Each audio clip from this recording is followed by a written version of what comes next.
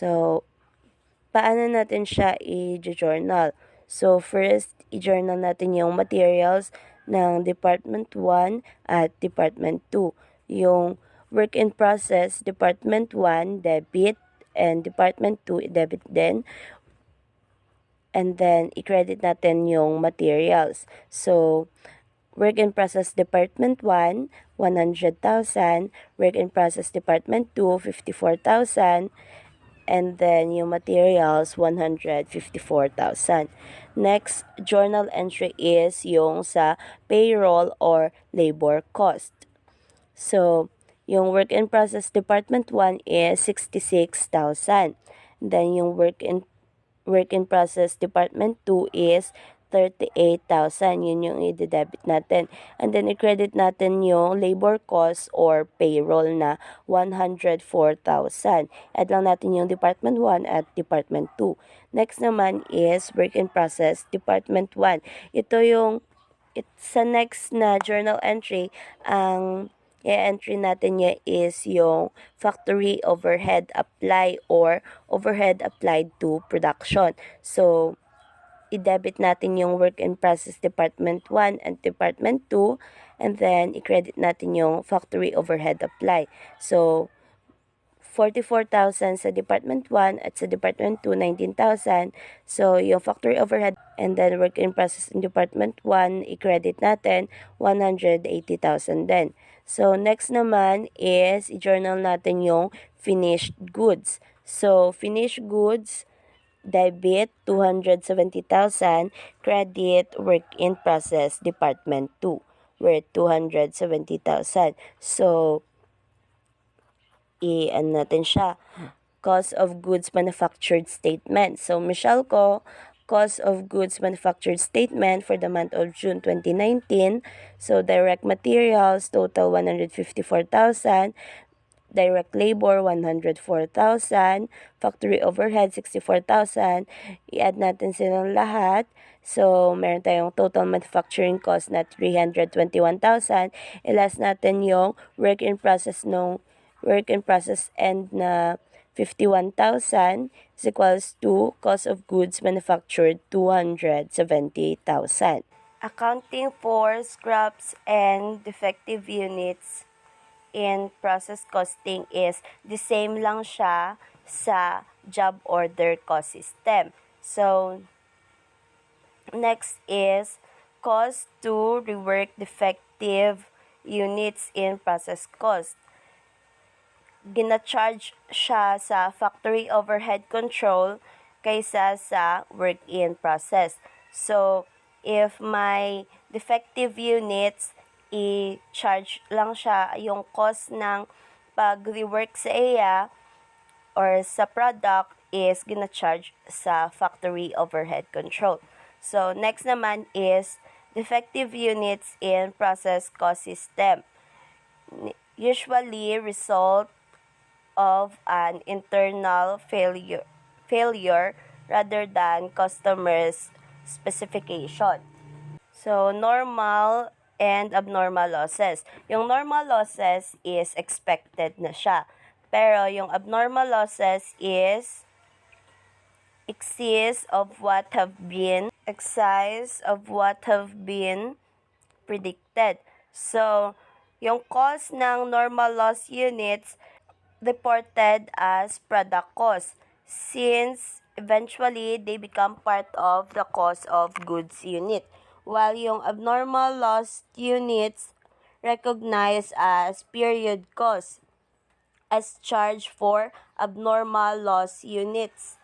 Ginadebit siya sa factory overhead control.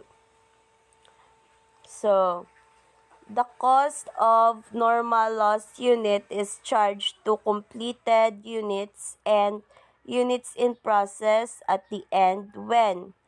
So, kailan siya gina-charge? So, when discovered at the beginning of the process. Number 2, discovered during the process and no quality control inspection is indicated. Number 3, discovered at the end of the process. So, gina-charge siya if sa beginning sa process, sa during the process, kag sa end of the process. So next naman is the cost of abnormal loss unit is charged to a loss account of factory overhead when. So first is discovered at the beginning. Number 2 is discovered during the process with the point of discovery stated in the problem. Number 3, discovered at the end of the process. So, the beginning, during the process, nga, during the process, tapos, nakastate siya or nakastate siya sa problem. Number 3 is sa end sang process. So, suggested procedure in calculating the equivalent units of production for normal loss units under A-1 and A-2 is do not assign work done to the lost unit. Number 3, letter B, adjust the unit cost from presiding department due to the decreased number of units. Letter C, the above procedure automatically charge the cost to normal loss unit, both completed units and units in process at the end. And then, under A-3 naman, assign work unit to the lost units. And then, no need to adjust the unit cost from the presiding department despite the lost units. And calculate the cost of lost units and add to the cost of completed units. So, under set B-1, do not assign the work done to the lost units. Cost from the presiding department will be charged to factory overhead. Next is B-2 and B-3. Assign work done to the lost unit, and the cost of abnormal lost unit is charged as abnormal loss and debited to factory overhead control. So, suggested procedure in calculating the equivalent units of production abnormal loss units is if discovered at the beginning of the process, no need to assign work done. Any cost from the presiding department is charged as abnormal loss. And B, if the discovered at any other point in the process with or without indicated inspection point, assign work done and the cost is charged to factory overhead. So, let's proceed sa illustrative problem 2 para mas maintindihan. So, Woodrose Corporation, meron tayo ditong following data. So, yan yung gagamitin natin para makuha itong mga requirements na gi-prepare. So, prepare cost of production report under the following assumption. So, first requirement is loss unit classified as normal discovered at the beginning of the process.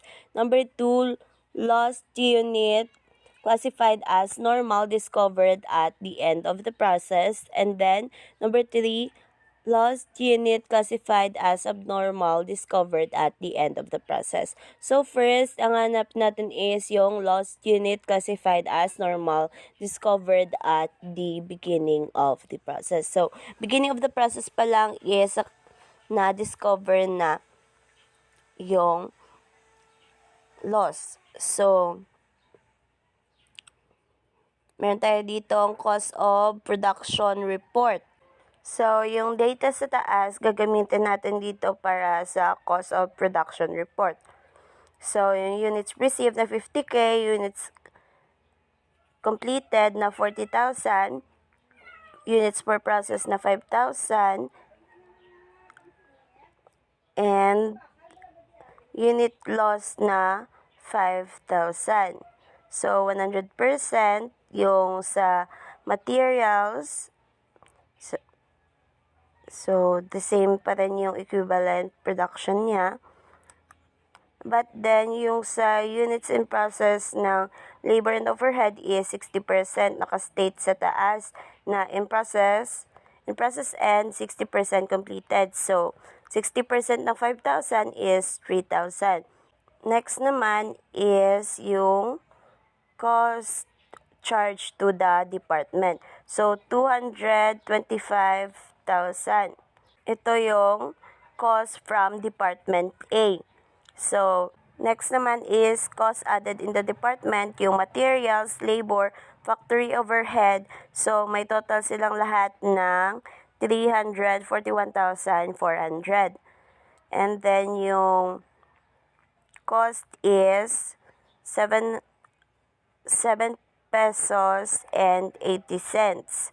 And then, may adjustment tayo sa loss. So, di ba may loss tayo na 5,000. So,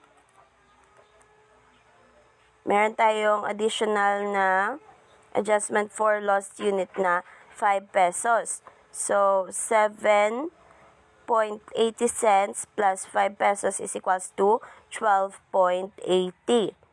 Next naman is cost accounted for as follows.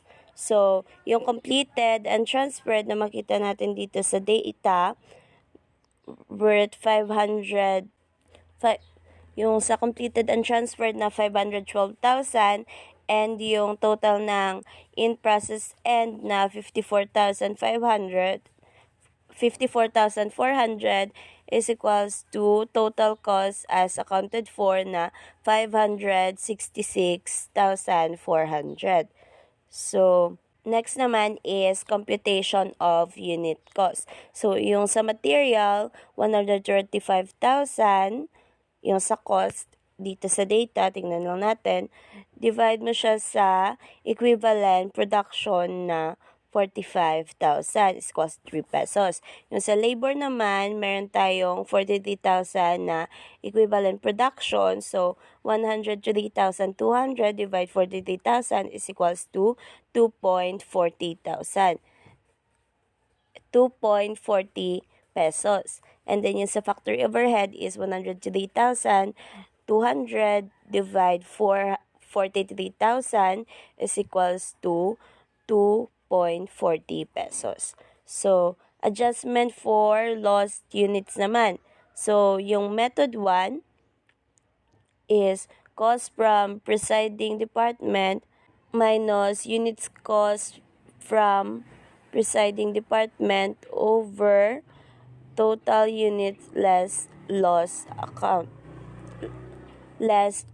units. So, 225,000 minus 4.50 over 45,000 is equals to 0.50.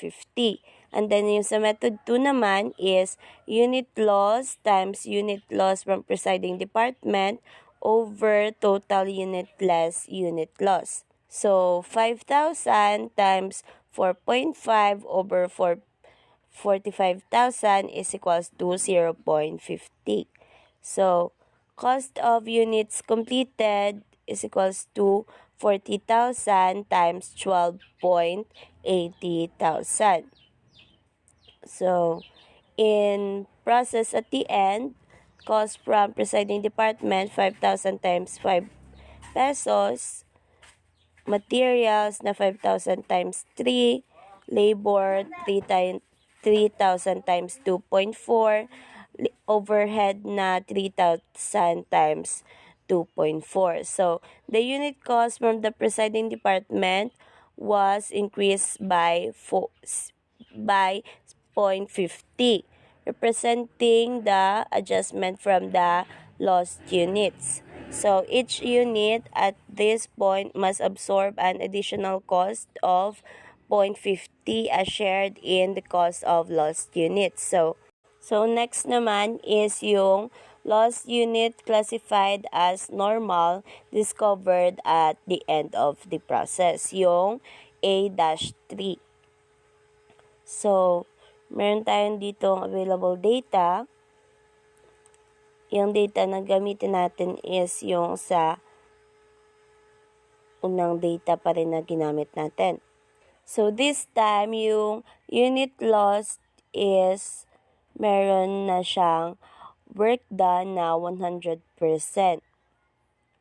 At sa labor overhead naman, 100% din sa unit loss. So, 100% of 5,000 is 5,000. And then, Yung sa unit in process is 100%, then 100% of 5,000 is 5,000 pa din. At 5% ng 60% ng 5,000 is 3,000. So, sa cost of the department at sa cost accounted for as follows is parang pareha lang naman silang pag-compute kasi parehang amount yung makukuha nila sa total cost of accounted for, pero magkaiba lang yung process nila. So, let's proceed. Yung cost from presiding department is 25,000. 225,000 at 4 pesos. 4 pesos and 50 centavos. So, cost added in the department is yung mga labor, material, factory overhead. Total nun is total cost to be accounted for na 566,400 at 11 pesos and 50 cents. So, dito naman sa cost accounted for as follows is yung 517,500 at yung cost of presiding department na 22,500, materials na 13,500, 6,450 sa labor, and factory overhead. So, total nun is 48,900. I-add natin yung 517,500 is equals to 556,400. So, mag-compute naman tayo ng unit cost. The same pa rin yung sa kanina, yung materials over equivalent production is equals to unit cost. So materials, meron tayong 2.70, sa labor, 2.15, at sa overhead, 2.15. So, no adjustment for lost unit is necessary since the cost of the lost units will be added to the cost of the complete units only. The computation of the cost of the units